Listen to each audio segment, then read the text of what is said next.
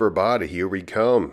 Body activation explorations, shoulder rotation at abduction, which means we're going to be spinning those shoulders in the sockets with the arms out to the side. We're going to start with that journaling exercise.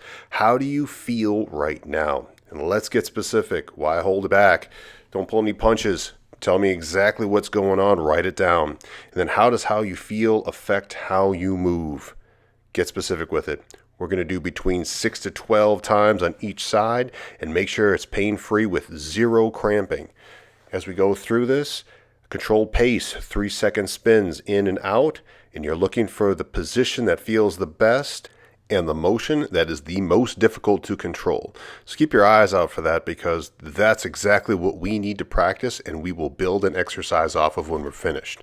So this one starts in the standing position like the other shoulder exercises that we've done in the past, and Brandon's going to bring his arm out to the side and start spinning in and out. Now, when you start bringing your arm up and out, this has to be a comfortable position to begin with. So make sure that you can easily get that arm up to around 90 degrees. If you cannot, then bring your arm up to where you are comfortable. Then we begin spinning right within the socket. Most people, when they're spinning their arms forward and back, they have a tendency to take the shoulder forward or the shoulder blade forward and back. Try to keep that shoulder blade from moving for some of them, and then let it just relax and do what it needs to do for the rest of them to make sure that it feels okay either way.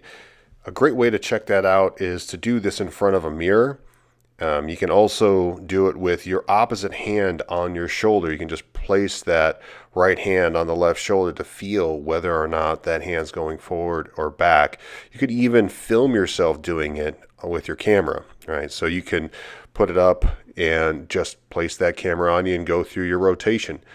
Now Brandon's going to do this same thing in the seated position. Just because the arm was okay when he was standing up doesn't mean that the arm's going to be okay going to the side when he is sitting down. So again, take your time with bringing it out to the side. Brandon felt really confident bringing his arm out to the side and going through rotations. If you have had an injury to the shoulder at all or a surgery, this is something where you're going to want to pay attention to it. So again, doing this in front of a mirror becomes very, very helpful. What's really interesting is that over time, if you are not used to looking at this and practicing the spinning in the socket, then it's something that the brain just assumes it's doing. So what you see and what is really happening and equating that to what you feel may be three separate things. So in the side lying position here, you can do this on a bed. Brandon's supporting his head. You can use a pillow for that as well. Make sure that in this position you feel safe as you're going through, reaching that hand up to the ceiling and spinning within the socket. And then from there, we're going to switch to the back position where Brandon reaches out to the side. And you can do this on the ground or on the bed. Sometimes it's nice to do this on the bed where the arm is actually supported, because it gives you a whole different feel. If that arm is dangling off the edge of the bed, that means you have to hold that arm up at the same time. If the arm is completely rested on the bed or on a pillow, it gives you a whole different feel. And now we're switching sides.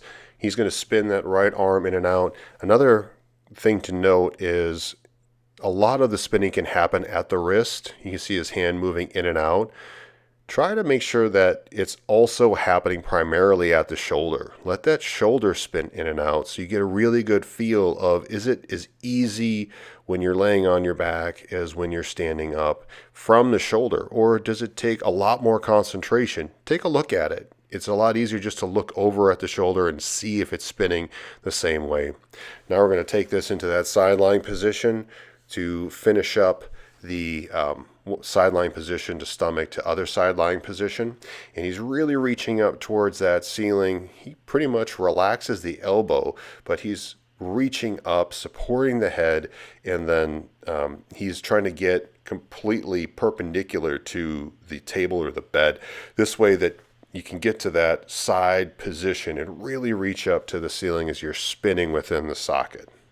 Now we're going to finish up with these last two positions, which are from the stomach. Now make sure that when you're doing this one, that you track whether or not you're dangling off the edge of a bed or you're on the bed itself or the ground, because that hand, again, that is supported by the ground is a completely different exercise than if you're dangling off. And this is about comparison.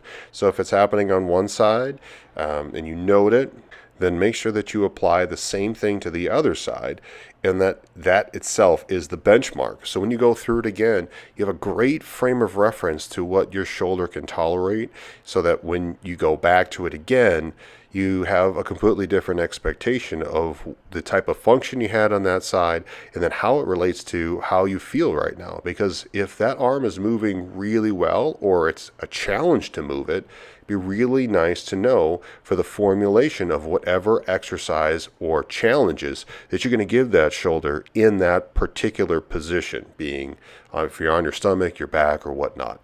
So now that we've gone through each one of these positions, now comes the second journaling time. So number one, how do you feel right now? What do you currently feel, and how does that compare to when you started? Get specific with it. Get brutal with it. Details. How does how you feel affect how you move? Make sure that you voice that opinion. Now that you have completely figured out what position feels safe and what motion needs the most help, let's build that exercise.